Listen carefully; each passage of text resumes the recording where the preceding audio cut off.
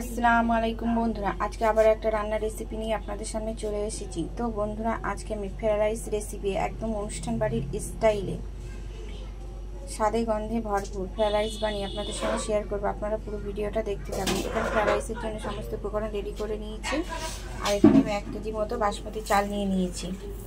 আপনারা পুরো ভিডিওটা দেখতে থাকুন। এখানে আমি ভাতের জলটা বসিয়ে দিয়েছি, জলটা আমার গরম হয়ে গেছে। এবার আমি চাল ভিজিয়ে রেখেছিলাম, সেগুলো আমি গরম জলের মধ্যে দিয়ে দেবো।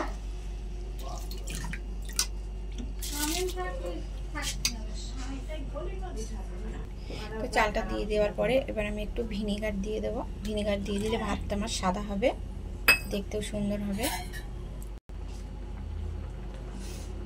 তো ভাতটা আমার হয়ে গেছে, এবার আমি ভাতটা নামিয়ে নেব। ভাতটা নামানোর পর আমি আবার একটা কড়া বসিয়ে দিয়েছি। এবার আমি কড়াটা গরম হয়ে গেছে, কড়াটা অল্প করে একটু ঘি দিয়ে দেব, আর দিয়ে দেবো একটু সাদা তেল। তো আমার ঘি আর তেলটা গরম হয়ে গেছে, এবারে দিয়ে দেবো গাজর, ক্যাপসিকাম,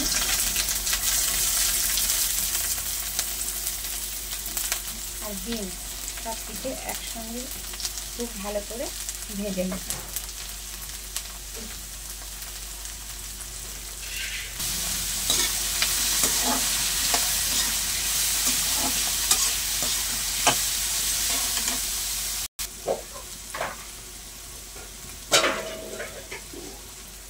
তো এবার এর মধ্যে আমি দিয়ে দেবো কাজু আর কিশমিশ। কাজু আর কিশমিশ আলাদা করে ভাজবো না, একেবারে এর সঙ্গে ভাজা ভাজা করে নেব।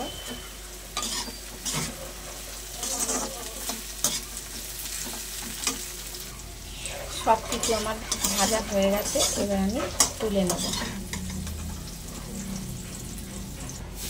তো আমি আবার একটা কড়া বসিয়ে দিয়েছি, কড়াটা আমার গরম হয়ে গেছে। এবারে দিয়ে দেবো ঘি।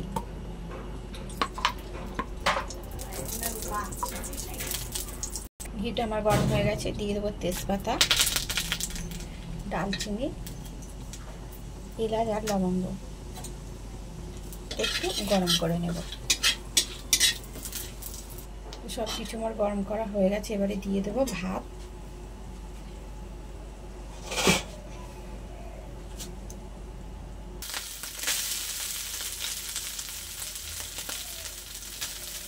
এবারে দিয়ে দেবো ভেজে রাখা সব সবজিগুলো।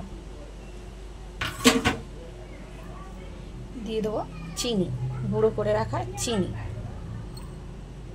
দিয়ে দেবো লবণ, দিয়ে দেবো গোলমরিচ গুঁড়ো। সব কিছু একসঙ্গে খুব ভালো করে এবার মিশিয়ে নেব।